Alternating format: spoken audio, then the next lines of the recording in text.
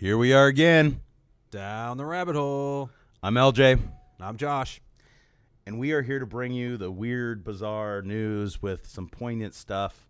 And I think that my favorite motto for us here at Down the Rabbit Hole is highbrow topics with lowbrow talent. That's definitely us. And I mean, we've got everything today from Nelson Mandela to, how you like to groom your privates. I mean, what more could a person want? I think that's a pretty good fucking sample of just the shit that goes on in our shit brain. that goes on in our brain. Well, I like it. It's funny. The shit that goes on in your brain, constantly reminded, that guys think of sex like 60 times every hour or something, and women only think of it like 3. Well, also, I just watched this documentary on PBS about sex, and it said that men produce 1,000 new sperm every second. Oh, you got to get the poison out. Yeah, right. So how are we not supposed to think about sex? You know what I mean? When we're constantly There's a producing, demon in my semen. right. Devil in my- All right. So, well, we're right smack dab in the middle of the holiday season. Right, smack dab between Christmas and Thanksgiving here. Hopefully, we'll get this out in some timely manner so that we're not. Well, yeah, and It's not- for our listeners, we have all the shows are going to be posted. We are trying to bring you the most, the most dedicated, honest programming that we can. Yeah, right. Brought to you, the viewer. But honestly, I gotta say, the most important thing to me is just having a good time and Absolutely. shooting the shit with you, dude. Absolutely. I mean, we've known each other for years. It is absolutely, something you're not getting rid of this crazy anytime soon. Obviously, you tried, but I nurture that shit. and so it is fun. And for me, I can either come to your studio and do a podcast, or I can go to a therapist. And I'd much rather talk to you about all the shit that rumbles around in my brain. That's more fun that way, and Oh, for sure. and a lot cheaper, Lord knows. At $250 an hour, and the strings keep firing me. What? At $250 an hour, I'd work a week and take a month off, maybe 6 months off. But anyways, the smack dab in the holiday seasons, I mean, there's a lot of shit that people deal with during this seasonal time. It's bittersweet, and the older I get, I understand the loved ones lost that you don't get to see at the holidays, and how that's hard for people. Yeah. And the abundance of cash that people blow out their ass. Well, and the people feel like they need to go out and put themselves in debt because of some arbitrary date. I don't know. It just never really resonated with me. I don't know. I wasn't really raised with the religion, so I wasn't, Christmas was never really a big deal. I got to tell you, it was funny. I was talking to my friend, my significant other, Ashley here, about Christmases that I remember, like the Christmases that really were significant to me in any way or another. And because I'm actually doing Christmas this year. I have a tree, and I mean, I haven't put up a tree in probably 15, 20 years, and I remember one Christmas where we didn't have anything. We had nothing. We got this tiny little tree. It was probably about that big. It was like a little fucking Charlie Brown tree. And we hung it from the ceiling, and I was really young. I was a young guy, and my mom gave me this special little pencil it was like a transfer pencil. So I drew these pictures of, like, I don't know, creatures and, cows and things, because we grew up on a ranch, and like Santa and elves and stuff. And then she transferred them onto material, and then she embroidered the picture that I drew, and then we put them on pillows, and she made pillows out of them for everybody that year. And it was just like, wow, that was probably the most memorable Christmas I ever had. Wow, that's the one that really really stuck cool. with me. I've had the big Christmases, once we met my grandparents, and where you get everything, and it just never stuck with me like the special, meaningful. Well, it kind of goes in knowing you as well as I do. You say you weren't raised with religion, but your mother instilled a lot of spirituality in you. So you look at things different. You look at it. What does it mean, and how does it resonate? To use one of your awesome terms that I now have stolen and I use in my daily life. It's a good one. It's perfect. But how that feeling is, and what it means to be part of something, and Christmas is supposed to be part of your family. It's an excuse to get together, not an excuse to go out there and blow 2, 3, 4, 10 grand on a credit card, and then worry about it come January 15th or whenever your bill comes.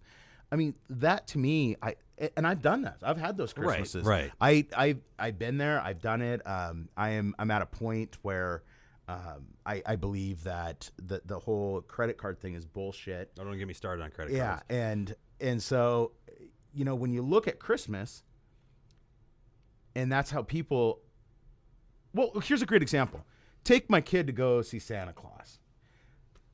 And what the whole line didn't know, waiting to see Santa Claus, and in Spokane we have, down at the River Park Mall, they have one of the most amazing Santa Clauses that you can ever be. I mean, he is the true Santa, and he is amazing.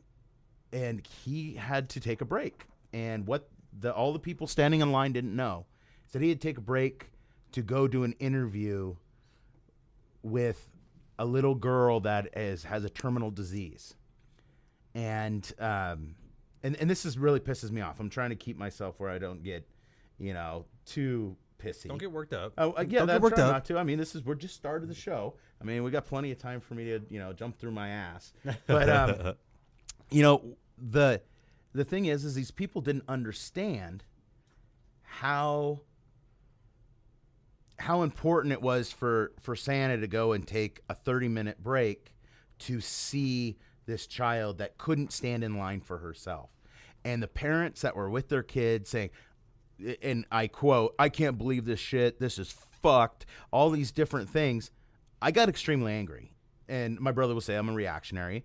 And I am to a degree. When people are just assholes, the first thing I said was, I turned around and I said, all right. I said, what, you don't think Santa's union? You don't think he gets a 15-minute break? You don't think Santa has to take a piss? Before I knew what was going on. Right. Pissed me off. These people are smack-talking Santa and his helpers. Are you what kidding kind me? of message are you sending to your kids and the Santa can see you, and when you're sleeping, can see you in. Yeah, be good, but I don't have to. I can be a cock, and and the men were just as bad as the women. So I use cock as a reference for all the assholes that felt it was necessary to be a dick.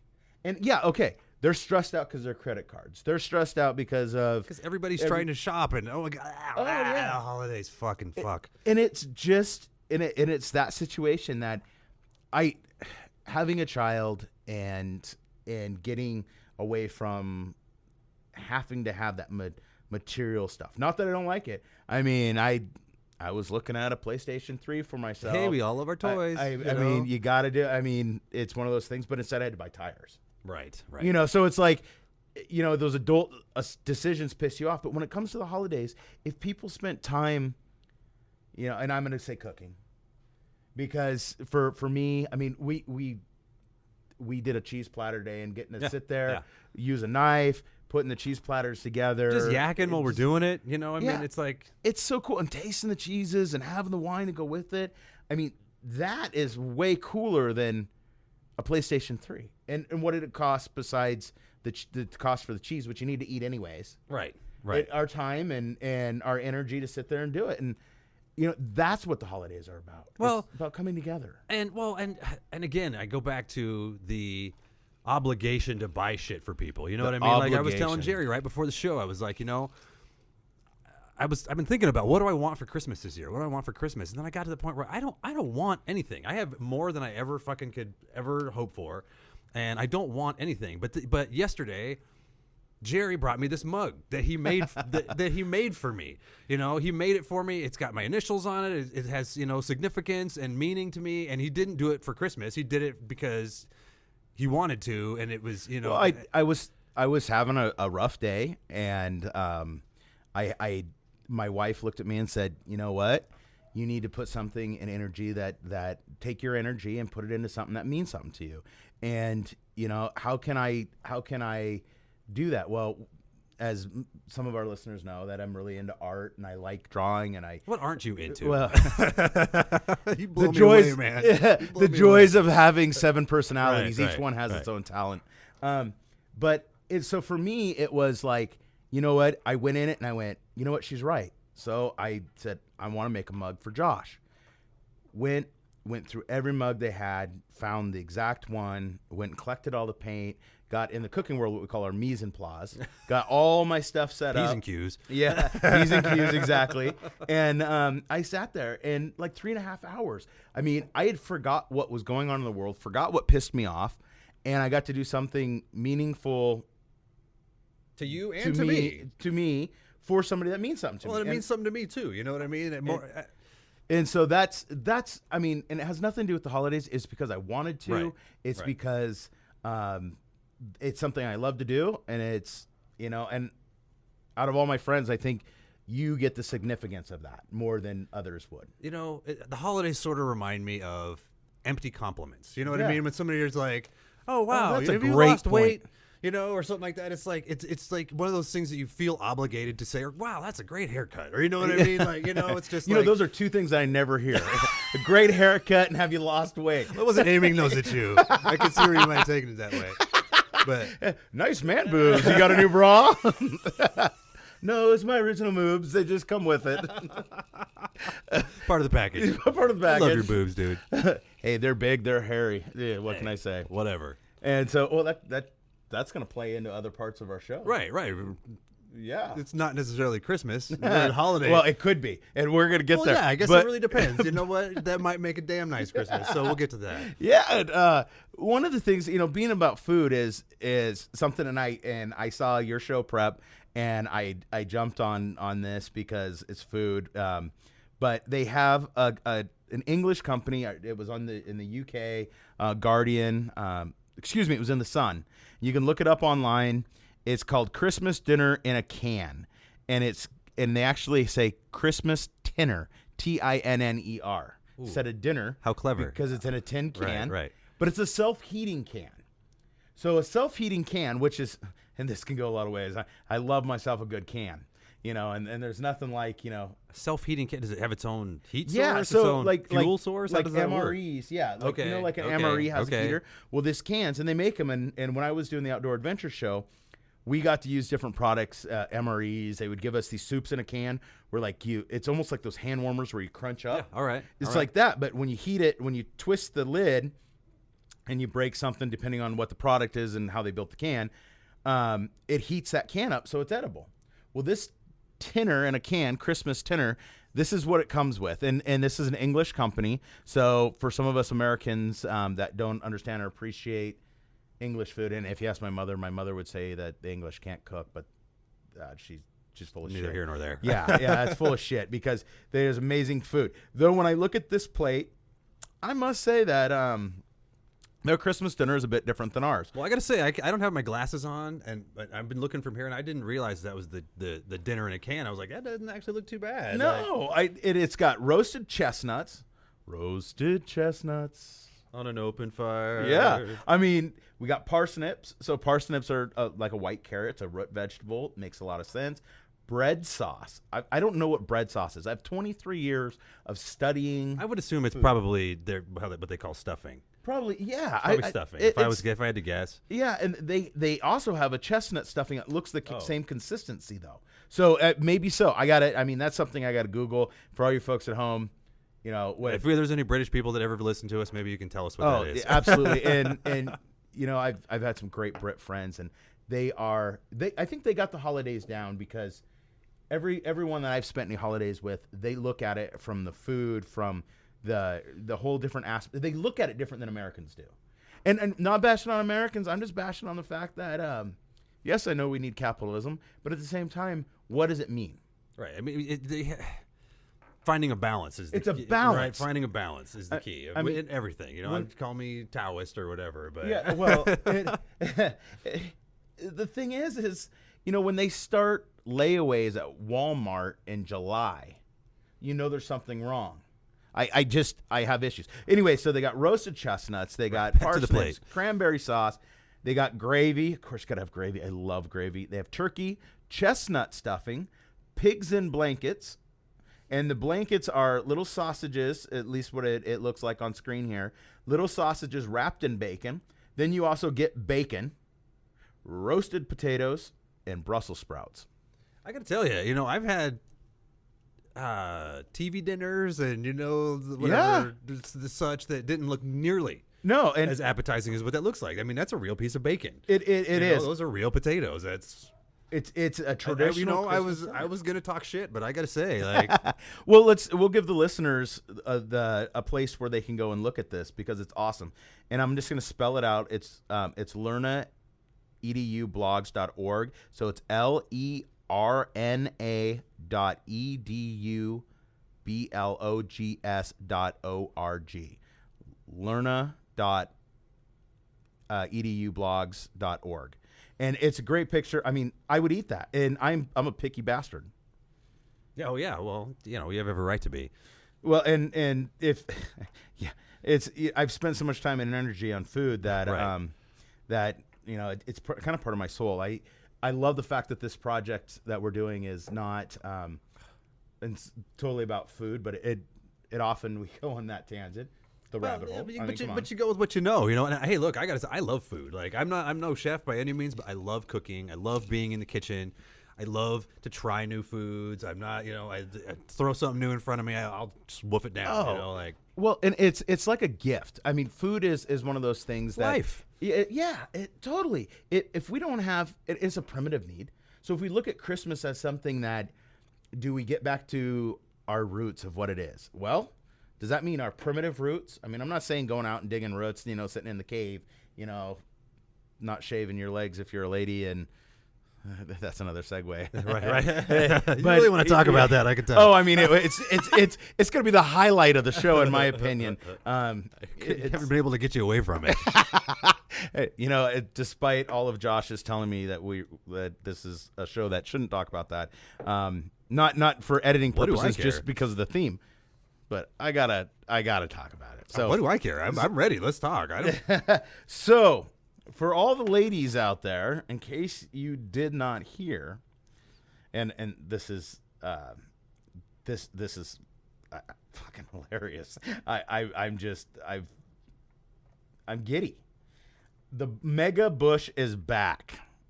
Mega Bush, and that's the article. Mega Bush is back.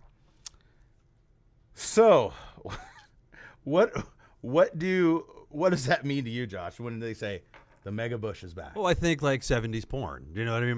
My mind instantly goes to like 70s Playboy. Like when I first found my uncle's Playboys. You know what I mean? And yeah, and I think that's. I mean, most young boys, I think they usually that it's like a Playboy that. I don't know how many young men out there the first vagina they saw was in Playboy. Oh. And depending on the year that you saw it, well, if you go through the ages, I mean, it's a flip book of grooming. Right. Different styles. Hairstyle. Women, they like to style their hair. You know what I mean? It doesn't matter if it's up there or down there. Right. I mean, and you know what else I noticed about most styles is everything is cyclical, right? Everything goes in cycles. Yeah. Right. So it'll eventually come back. You know what I mean? So the bush is back. The bush is back. So, and me personally, I mean, you can look at all the different things. So let's just name off a few here for our listeners that have not kept up on their bushology, and we're not talking about the ex-presidents. So there was the full right. There's the Brazilian, absolutely shaved and shiny, good old bald. Yeah. We've got the Dorito chip. I don't know if the Frito-Lay company would appreciate it calling it Dorito. But, just... We'll call it the corn chip. The corn chip. That doesn't sound much better. Sorry. and you got the landing strip. Well, no, I mean, I've seen with little Playboy bunnies and little hearts, and it's art. It can be taken to an artistic level. Christmas, you can make a little Christmas tree out of it. Snowflakes, or make it green. Yeah, but here, ladies, don't fret if you have a style that you're stuck on, because another article from the UK, and I love reading articles from different countries, and England is basically, we're like the ugly stepchild We're so much more squeamish than they Yeah, are. So it's exactly. just, you know, That's the great way. It's not ugly stepchild. It's the we like to do everything behind closed doors. all right. We have a puritanical, foundation. Our foundation's for puritanical. So Absolutely. all those Puritans that left Britain. Exactly. So if we base all that off there, it's hard for people to talk about this. Right. And it's like, I asked my wife. When I first came across this article, no pun intended, I asked her. I said, did you ever have? That was a little gross, huh? Right down the gutter. So I asked her. I said, did your mom ever have that talk with you? Did your mom ever have the grooming talk with you? And she's like, and my wife is, well, she's very, very conservative in those kind of questions. She's like, no, I didn't. I was never, taught about that. And I was thinking, in today's world, there's the internet. Oh, right. So, I mean, if you're 12 and you can type, most likely you're going to be able to go on and see something. And even in and I don't want to say this, in a library setting where they have filters and they have stuff, kids are smart and they find stuff and it's what they do. But Well, before we get too far, I'm kind of curious. Did your mom ever give you the grooming talk? Like, my mom didn't. My dad didn't either. My dad never had the sex talks or anything with me. But I had a guy that I was raised with that was like my older brother, and he actually talked about grooming, and it was the first time. I mean, I was probably 12 or 13, and it was something that he said, you gotta groom, and it wasn't manscaping then. Now it's manscaping, right. But at the time, it was, you gotta take care of that. If someone's gonna see it, you comb your hair before you leave the house. Proper bush maintenance is Yeah, what was explained to me. Yeah, exactly. But I learned when I was working down at Disney. I was with all these entertainers, and that's how I learned. I was like out of my 20s, before I ever learned. Oh shit, I was supposed to. Oh, okay, got it. Now I got it down, but Well, and you think about it, it's a cleanliness thing, or it can be. And if you think about, I always forget the name. Oh my God, it's I saw him when we were down in Vegas at the Wild Horse. Anyways, there's like I would say it's like a toupee for the vagina. And I forget the name. Merkin. A Merkin. There it is. A Merkin. Now a Merkin, and how this came about was when prostitutes would have to shave due to crabs, lice, whatever, and they had to get it all clean. Well, they didn't want guys when they sold their bodies to notice that had happened, because that was like a sign of wow, uncleanliness. that's really interesting. So that came about because they would, they'd put one of those on there, and then all of a sudden, okay. In the dark, who cares, And so, but here is what another article, the same week that came out in the Telegraph, which is a UK paper as well, and it's called, and I quote, and this was written by a woman by the name of Olivia Goldhill, came out December 5th. It's called, and I quote the title, "Vaginas may be weird and hairy, but they certainly don't need steaming." Now this, and I'm not going to read the whole article. This needs some clarification, though. Yeah. This is where they're actually coming up with products for women to do, well, basically spa treatments for between your legs. I mean, even to the point that, they're developing products. They got a papaya scented, they call it, here you go. It's a papaya scented neither region botanical. They actually have people that are beauticians.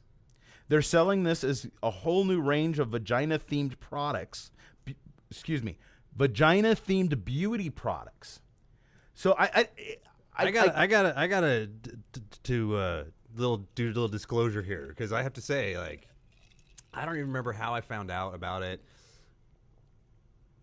I don't know what happened. I remember how I found out about it, but they have this stuff for shaving called coochie cream. What? Coochie cream. And it's to keep the razor bumps down there. And I have, being half black guy, I have real curly hair, and I get razor bumps real bad. So I use coochie cream on my face. Really? Yeah, and it helps. It's because any excuse to put coochie on my face, I will take it. Anytime you can put something on your face by the name of coochie, it's batting 1,000 with me. Right. And I gotta say, it's not bad. Like, it's not bad. It works pretty well, and we get it at the little, the little kinky sex toy shop, and one who we're still working on seeing if they want to sponsor. Yeah, right. So, and that's interesting because the reason I have a beard now, for years, I barely have a beard. It's sparse, but the reason I have a beard is when I started getting my man hair at 35, I get really bad ingrown hairs. So if I leave my beard and I've tried using the razors that are for curly hair. I don't know if you've seen them. They're like a razor, and they've got this. It's like to help with the bumps. It didn't work for me, and so I finally I used to do what I called the skid mark on my face, and I always had the skid mark. Oh yeah, and I will always have some skid mark, but the skid mark on my face, and I would keep the rest clean and shaved because being in the kitchen all the time, that's something. You see a big hairy dude in the kitchen. Oh God, you must be just sweating and greasy all the time.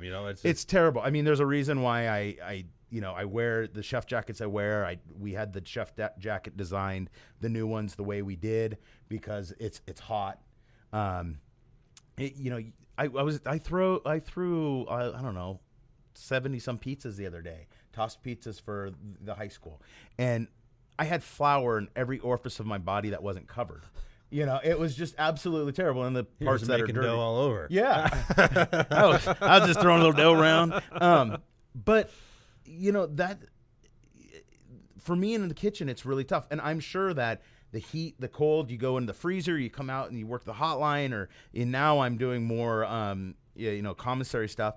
That I'm sure that heat and that cold changes your skin too. Right. I know it does when you're, when they're doing facials and doing stuff.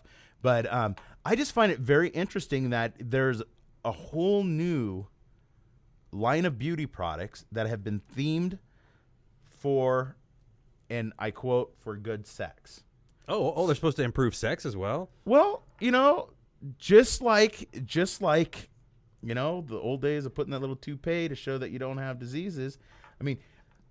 Well, isn't it funny how as times change too? Like I heard on some podcast that I was listening to recently about how crabs are almost becoming extinct now because everybody is shaving all their beaver right now.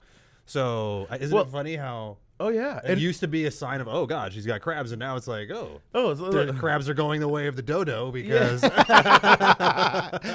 you know what? That's not a bad thing. A dodo bird would have been cool. Crabs are not. Dodo's down my pants. I got a dodo down my pants. You know what? Sometimes it makes me think like a dodo, but that's a whole nother situation. But folks, if you want to read the Mega Bush is Back, ladies, the article, it is in the Telegraph as well, and it is written by Beverly Turner. Crabs everywhere around the world are rejoicing. Crabs everywhere rejoicing. And gentlemen, don't throw your toothpicks in the urinals because crabs can pole vault. So we can move on past that. Oh, hey, I had to take it somewhere. Hey, it's pretty fucked up, huh? Yeah. So since since we're talking about the neither regions, I want to bring up this porn. Let's just go right there. And then we're going to go on to some, more highbrow topics. Maybe. We'll see. We got a couple of things to talk about. We'll see how far we get. But, the whole thing about porn is I find it very interesting because porn has become almost mainstream. More than almost. More than almost. You're right. This is great. I gave my dad, very conservative man, and my mother.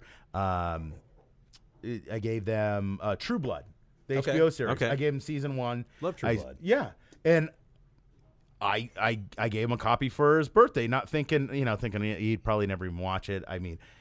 Over the years, you give your parents stuff, and it seems like They just stick. Here's a tie. Yeah, exactly. And so I gave him something that I thought maybe he could use. Well, I guess they started watching it, and my mom was convinced it was some late night, 1 a.m, soft core porn, and she's asking my dad. She's like, "Oh my God, what is this? Is this something that you?" And he goes, "Well, one of the boys gave it to me for my birthday," and they were sitting there talking, and they go, "Well, was it Dusty?" Well, Jesus Christ, no. Right. And it was before they even got it out of their mouth. They went, "Oh, it had to be LJ," and my parents call me the LJ. And they're like, the LJ struck again. And they have actually got into the series. And once they got past that first episode where there's that S&M vampire thing, I mean, it was pretty freaking sexy, the whole thing. Now, the vampire freaky stuff, that make you go less on a chub. But, at the same time, I think it was cool that my dad, who's isn't into vampires, but I guess he likes boobies. He, they're watching this, and they said to me, "Well, thank you for that, but now we have to get season 2, 3, and did you know they're on season 7?" I'm like, I have no idea. I got to about season 2, and I drift away from it. I not for any other reason than I'm just a squirrel and I look the other direction. I love them. My own problem is that HBO is so hard they're so hard about their content. You know what I mean? I love HBO. I'm not dissing them. I get it. Like, they got some of the best programming on TV right now, but it's a pain in the ass to get their stuff. They don't make it easy to get their content. It is difficult. And like, I haven't had cable in 15 years, so I don't know. It's really, really hard. Well, and I got satellite because living out on the farm, I have no other options. An antenna doesn't work. Our internet is satellite, so it sucks. Yeah. And when I was in Illinois, I didn't have TV. I did in the beginning, and then I was like, oh my gosh, high-speed internet. I can watch Netflix or Hulu or any of those other ones, and it was awesome. Now, not having that option, I'm back to having a dish. But we buy the basic package because it is so damn expensive. It's easy to go, oh yeah, I'll take those movies. I'll take that. Commercials. Oh. I can't stomach commercials. I can't. Well, okay, that is full circle to this. We just skipped right over porn entirely. No, we're going back to porn. Okay, we'll be back to porn. But the commercial part is commercials now have gone over the top. It used to be drink Ovaltine, and folks, this ain't Ovaltine. I damn well promise you that. Nope. Speaking of which, it's Irish and it's very good. So the point of it is those commercials, they're just littering us with information that we have to have these products, and it gets a little tiresome. Well, and the thing that really bothers me, and I don't know, maybe I just don't understand the process, but okay, network television, I get it. They give you the network channels for free, right? Yeah, so you should be able. Yeah. Okay, I'll watch a few commercials, but cable television, you're paying for. You're paying for that. That's such a great point. So why does it have commercials? Why? And not only does it have commercials, you have, there's always some little fucking thing down in the bottom of the screen while you're watching a show telling you what's up next, or, they're showing you advertising during the shows. You know what I mean? And product placement isn't bad enough. Like, overt product placement, you got me. I'm just fucking like, don't get me even started on. You got me on a topic that just. Oh, I love it. No, it's great, and I'll settle you down with the talk of is porn as major of an issue due to dogmatic responses of the human nature in a moment. But I want to stay on this topic about commercials and about how they've done, because you don't get commercials with us here, not yet. But when we do it, we want to do it as. We stand by this product not because we need to put an extra, $20,000 this podcast, wouldn't that be nice, into the bank each time. It's because really, we like this product, we use this product, we believe in this product. We want people that listen to us and trust us, because you're getting the full honesty of who we are and what we're about at the show. I mean, we made a promise to each other and to our I just don't know how else to be. I've never been a good actor. I'm a horrible liar. You know what I mean? Like, it's just so much easier to be myself. Well, and it is. It gets really tiresome, and on that point is the acting thing. Some people are good. Don't get me wrong, and there's a real art to it. I just have never been good at it. But having acted a lot in the last couple of years, right? I mean, it's been. It's like every week there's something. I'm doing a pilot. I get to do. I make it sound like I have to, and I feel honored that people are asking me to work. It's absolutely an honor. I've worked a long time to get people to recognize that I can do stuff. Behind the camera, in front of the camera, whatever that may be. But I tell you what, my problem is as I go into character, and I go into this character, and most of the time I play a character that is a few ticks off of who I really am. You know, they get the long hair, whatever. I get typecasted, or I play the back. I played last Thanksgiving. I played a voyeurist psychopath. Did I ever tell you about that? It was a student film. So. It was like a 15-minute short, and I had to play this character that was creepy and was into voyeurism, and one of the things that was really hard for me was, and this is because really I'm a novice. I've been doing it for years, but it's not like it's not like formal training. Yeah, no formal like training. Right. I did a few acting classes here and there, but nothing like. Yeah, but you weren't like a theater guy in high school. No, not at all. Right. And so to have that character that you find it, you dismiss who you really are, become this character. For me, it's really hard to come out of that character. So I went home. I'll never forget. It was like midnight. We wrapped for the night. I come in, I crawl into bed, and my wife had been waiting for me, and I was still using the voice of this voyeuristic. Basically, he was a peeping Tom. His name was Tom, but it was peeping modern day version, and I remember crawling into bed, and the line in the movie that he says in the beginning and the end that this character says is, "I like to watch. Do you?" And I didn't say it that way. It was this kind of creepy, like slow, like evil kind of, I like to watch. Do you? In this really fucked up way. Well, I carried that and maintained that as I drove my half hour home. And I crawled into bed and I started talking to my wife in this voice. And my wife has never made me sleep on the couch. I never, ever, not once. But she goes, get your ass into the living room and don't come back in this. Fuck. Yeah, she said, you're creeping me out. And she goes, you go to the living room and you figure out how to come back as yourself and not this character. And that was the moment that I went. You go sit in the corner and you think about what you did. I spent 11 hours being this person, awesome. and now I have to come dear. home and kiss my baby and tell my wife I love her and not be a creep. But that for me is that's the tough part, because lying is and like you said, lying sucks, and it sucks on a level, emotional level for me. You lie and you go, oh my God, you're like.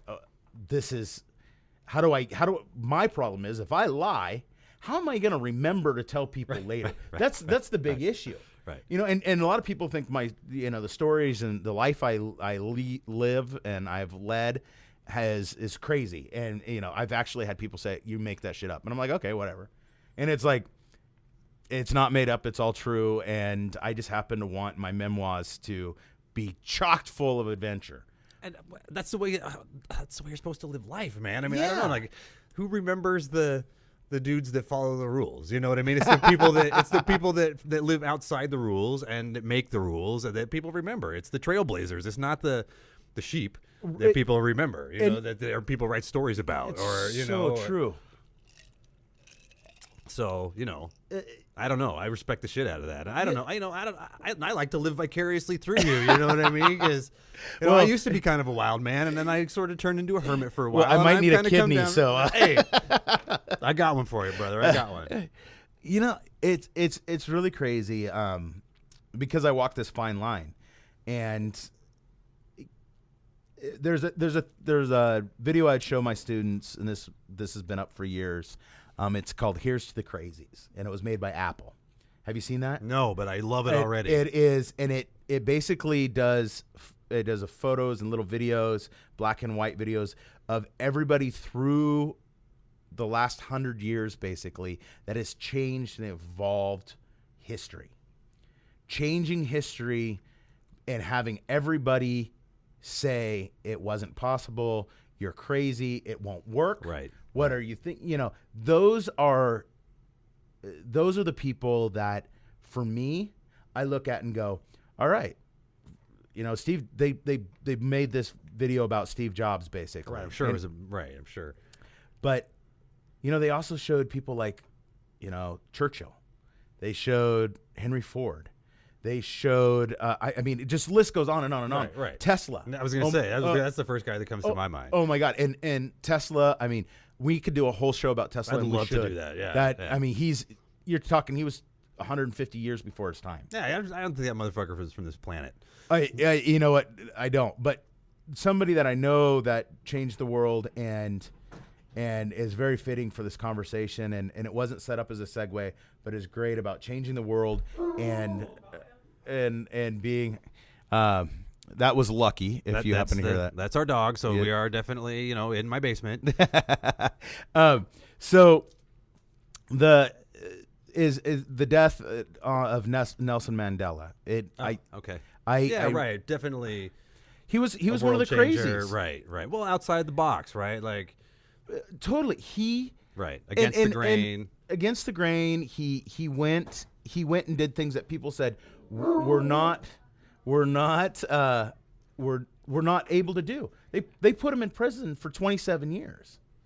And we're not going to go. The mainstream media has been shoving everything up everybody's asses, and so I don't want to go and I don't want to beat it to death. But I just want to acknowledge for sure. Acknowledge that 27 years in jail, and then was the first black South African president. Wow. Can you believe? You think it's South Africa? Are you shitting me? And it took till like 94. You're talking only 20 years ago did we have the first black South African president? Just that alone, crazy. I couldn't agree more. Like we were talking before. I feel bad because I don't really know. I don't feel like I know enough about him. But so it's I'm kind of glad that the media has been talking about it because I've been learning a lot more. I don't feel like I've been, shit. I'm a slacker. I don't. Well, the thing is that Nelson Mandela changed the world through kindness, through, and I almost get a little choked up about it because I am, as I said earlier with the Santa Claus thing, is I'm somebody that, I will go out of my way to make somebody's day, whether it's holding a door, they drop something, I'll pick it up for them. Just those little things, those niceties of kindness. But I'm also the first person that when somebody is just being an asshole to be an asshole, I will be the one that calls them out on it. Right. And it could someday get me killed. You think about it in the world we live in. It's pretty stupid for me now getting to be mid-aged, not as fast, not as quick, not as I'm smarter. More grumpy all the time. Grumpier all the time, yeah. And and to think that at some point some 22-year-old punk isn't going to beat the shit out of me. Not that I haven't had the shit beat out of me before, but it hurts more now. But Nelson Mandela was one of those humans that he wasn't afraid. He wasn't afraid of what they were going to do to him. Right. They were afraid of what was being done to humanity. He set himself aside. And he put himself above. Above. Or humanity above himself. Right. It's really, and as that resonates with just the passing of him, and they say it's going to be the biggest funeral since Churchill. I got to say, I'm going to at least watch the highlight reel. Right. And I know that sounds kind of negative, but I have a hard time with funerals. I have a hard time with not the passing. I have how they go about it. I think sometimes it's very morbid. And though we're assured that this is going to be this funeral is going to be a celebration of life. And when I go, I've had tons of different half jokingly things that I want done, and hopefully I've got another 50 or 60 years to really think about it. But I don't want people to be upset that I'm gone. I mean, I hope somebody misses me, but I hope that what Nelson Mandela did for the world, I could do at least for one or two people. Change their lives for the better, and that's my right. dream. And I like the idea of it being a celebration, like Second Lines, in New Orleans. How it's a party. Good point. It's Great not point. You're sad, but do you really want to? It's okay to be sad for the loss, but at the same time, celebrate the life lived. Absolutely. Appreciate that there was a life lived there, and that some people celebrate that. Yeah, and some people live their lives scared, right? And I can see where it'd be very hard to celebrate their life when their whole world was about, oh my God, I might die, and then when they do die, it's kind of an anticlimactic event. Fearing death is totally an exercise in futility, because that is brilliant. You're gonna die. You know what I mean? It's the way the samurai, the Bushido. Right? Oh yeah. Right. Like the first tenet. I have only read very little, so don't. But the very first thing that they say is you have to come to grips with the fact that you're going to die. Not that. That's the first thing you have to do. You have to resign yourself to the fact that you're gonna die someday. So be ready. Don't. You are not a unique snowflake. Exactly. That's totally a Bushido, tenet. And that's such a great book, and I've got it. That if you haven't read it, and the listeners out there, this should really read it, because it's very interesting. But it's not for everybody, and it's The Art of War. Right. And I tell you what, it changed. Lao Tzu. What's that? Lao Tzu, I think. Lao Tzu, yeah. Was that right? Or was he the Book of Tao? I don't know. The Art of War, the Book of Tao, both those are very important. Right. And I mean, okay, people go, oh yeah, but it's not our culture. Well, you know what? I hate that bullshit thought of, because it's from a different part on our planet, that it doesn't apply to who we are as Americans. And I'm proud. We got something to learn from everybody. You know what I mean? You got a culture that's been around for keep an open mind, and to keep that open mind, and The Art of War, it changed my life. I honestly believe that reading The Art of War bettered my career. And you're probably not the only one. You're not alone with that. And and I haven't told a lot of people that. It's to tell people that you read The Art of War, immediately they think, is this a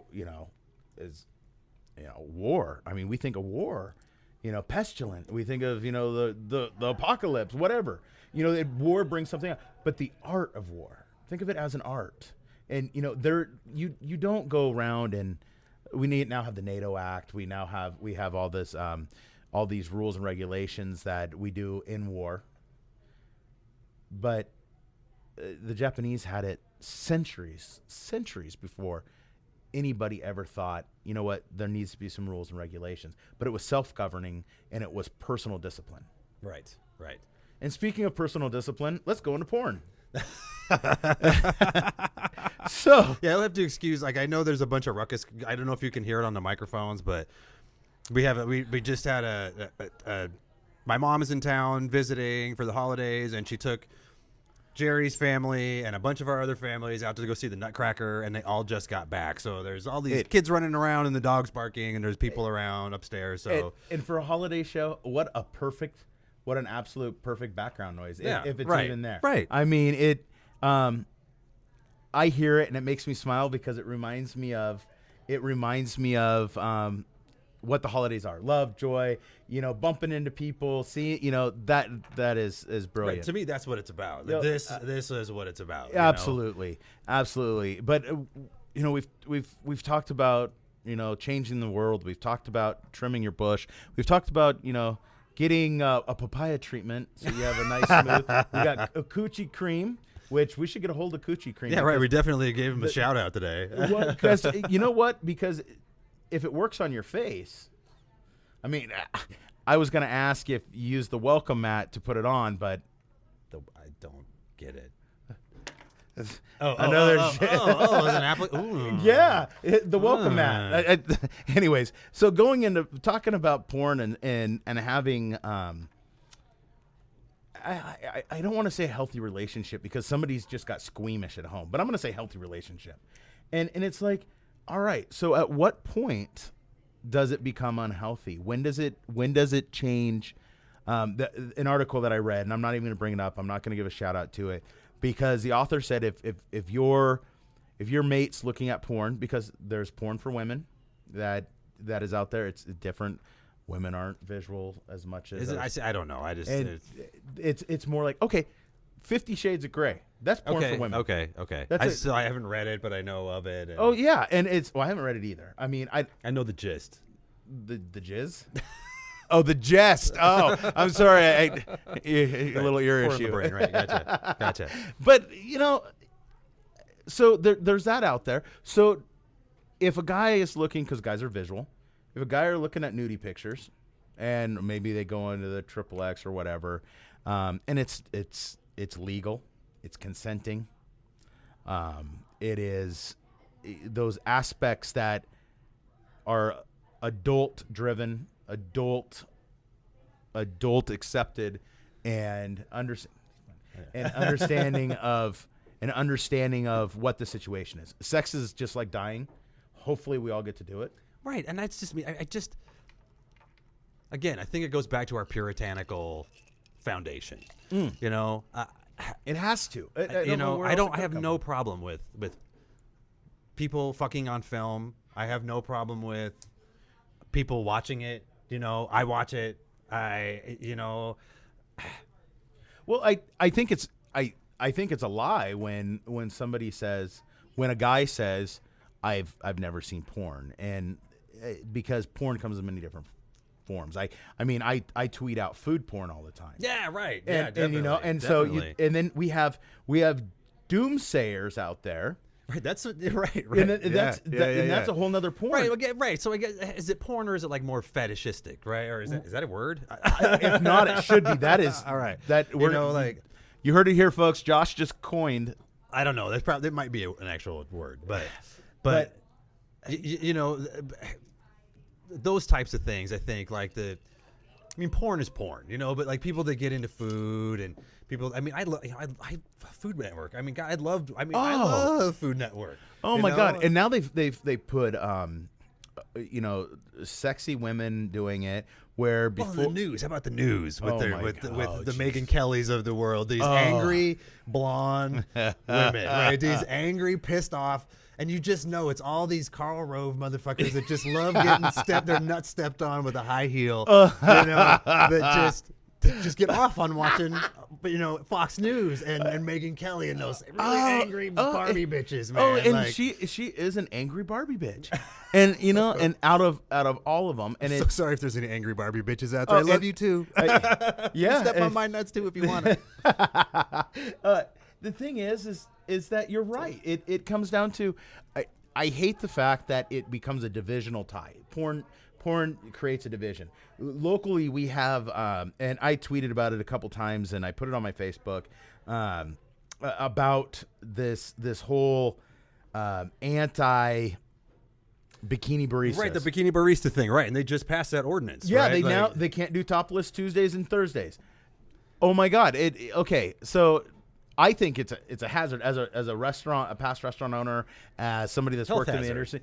Well, it could be health hazard. I mean, there's nothing that could fall in I don't know. I don't know where I'm going with that. But you think about it, if anybody's run a barista station or an espresso machine, you get splatter. Yeah, coffee's hot. It's hot. I mean, shit, it wasn't too long ago that old lady bought a cup of coffee, dumped in her crotch, and got 5 million, whatever. Well, and Ashley made a point too. She's like, I swung through one of those places one time and it wasn't clear. So I pulled up there with my kids and I didn't know. And that's a great chick point. Pops out the window with her tits hanging out, Were they naked? I think she had pasties on. Okay. but Well, and I get that. If it's a bait and switch and you don't have a choice, It's okay. Be clear about it. Yeah. You know what I mean? Like, I don't have a problem with titties. I like titties as much as the next Oh, guy, but I think you need to be clear about it, And I don't even have, frankly, I'm not very squeamish about kids seeing naked shit either. I don't care. You know what I mean? We're all fucking, you know what I mean? I don't care. I just don't give a shit. I don't have an opinion one way or another. well, but exactly. No, I totally agree. And I had my top. It wasn't even topless. I had my bikini barista cherry broke just a couple weeks I've ago. never been to one. I had no idea. I went because the news was talking about there were a bunch of angry Barbie bitches at the city council meeting, and this one milquetoast hasn't got a hard on in 6 fucking year guy that's standing there saying how bad it is. And I'm like, then don't go.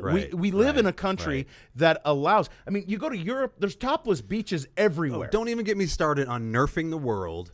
Because one fucking retard does it, and I don't mean retarded. I don't, don't get offended. Asshole, we'll say asshole, because one asshole is out there getting offended by something. You know what I mean? Like, okay, some of us, okay, if I want to go get a lot, if there's a market, we talk about the fucking free market. If there is a market for topless coffee places, the market should be able to decide, not some fucking free marketplace dude that hasn't gotten dictates. laid and fake fucking feminist guy. Yeah, you know what I mean. Well, that's what I saw him as. I saw him as he like just needed a hand job or something. Right? Yeah, he's the guy that plays his guitar and plays cute little songs or whatever. I mean, God, Yeah, I've been drinking kumbaya, Jameson. dude, I've been good. drinking some Jameson. That's beautiful. It's coming out. Well, but here's the thing: to be a male and to desire sex, and I'm not going to say with a man or with a woman because that doesn't matter. Whatever floats your boat. But man. to desire sex is natural, primitive. It's as natural as eating, as drinking water, as breathing air. It's life, man. It is life-giving. There is nothing on this planet that in some form doesn't fornicate to populate, and it's us and dolphins that happen to do it for fun. And they've there's discussions, and some would argue that monkeys are I actually. watched this documentary about lions the other day, and They fornicate for fun? I don't know. They seem to be enjoying themselves. I wasn't able to hop into the brain of the lion, but everybody seemed to be enjoying themselves. So I'm not. Who am I to judge? I don't know. Well, exactly. So when we look at okay, we go back and as we pull this full circle, we look at capitalism, and not as a bad or a good, because if we said capitalism's beautiful, we're going to have half our audience pissed off. Again, I think it's about finding the balance. Yes. You know what I mean? It's about finding the balance. Anything unregulated, uncontrolled, anything left to its own devices. Oh, I am addicted person. We're humans. Addicted You know what personality. I mean? Yeah. Fuck, man. Any of us left to our own devices are going to be fucking crazy. You know what I mean? Well, we all have a it's like a self-destruct. Some of us it's bigger, and and I say that speaking, and I laugh because it's very funny to hear that coming out of my mouth, is that we all have a kind of a self-destruct button, because there's oftentimes that well, I mean, my last trip to LA, I mean, right. You literally had you had a conversation with me, be careful. That I have this, I don't know if it's a gift or an ability or a curse to be able to walk that line. And there's times where that line is very narrow. Well, to me, it's a blessing. You know what I mean? That you get to dip your toe into that world, but still be able to come back here to your little podunk in Washington, and come back and get grounded again. You know what I mean? I think that's a blessing. I think it's cool. I think it's fantastic. It's, and you said it really well, grounded. And I went through quite a few years where getting grounded was very difficult. And I have an amazing acupuncturist that I haven't seen in a while, and my wife happened to learn from her some points on your body where it can help ground you. And being where I am, physically and mentally, those natural paths that you can take instead of popping a pill Not that we don't all self-medicate in one form or another. Yeah, right. But you know what? Most of the drugs I do recreationally. I don't like to do drugs to like maintain. You know. No, well, if you look at it, and that's such an honest statement. It's like if you're gonna have alcohol, if you're gonna smoke cigarettes, it's not a mystery that it's fucking bad for you. Right. But again, we don't need to nerf the world because It is definitely something that we have friends and family and loved ones that help keep us in balance when we fall out of where we should be healthy and happy. Right. And if we don't have that, I think that's really when people get hurt and people die and we have loss. I mean, when it comes to, drinking and just partying, just doing. And I looked away from the camera when I said that, so that was for sure. Well, but Rogan said, Rogan made a really, really good point. You're gonna hear me talk about Joe Rogan a lot, but he made a really good point. You can ruin your life with anything. Yep. You can ruin your life with cheeseburgers or fucking scratch tickets. You know what I mean? Like, it doesn't have to be. That's. If you have an addictive personality, I don't even know what that means. You know what I mean? If you're going to me, it's. I don't know. I don't have an addictive personality, so I just, to me, you always have a choice. You always have a choice. Every second of every day. And I agree with that. As an addictive choice. personality, I have a choice. And you reel me in very well because I'm like, all right, let's do that right now. Let's get on that and do that because that's that addictive personality. It's like, it's here, it's now. I want to do it. And it may be right or wrong in the time, not right, but it's like, and you'll say, well, we can do that later. And at the same time, I need something like that too because I'm not the most self-motivated guy. You know what I mean? So like, if nobody gives me anything to do, I'll find any excuse not to do shit. You know what I mean? So, well, it's nice to find it. Again, it's that balance. We you balance. Know what I mean? So it's nice. It's a really good dynamic, I think. And it's like you said, it's a balance because for me, I would literally immerse myself in everything that wasn't personal and meaningful. Like it would just be that almost meaningful part. That's what I would just do. This is a meaningful thing for me to do because I can be honest.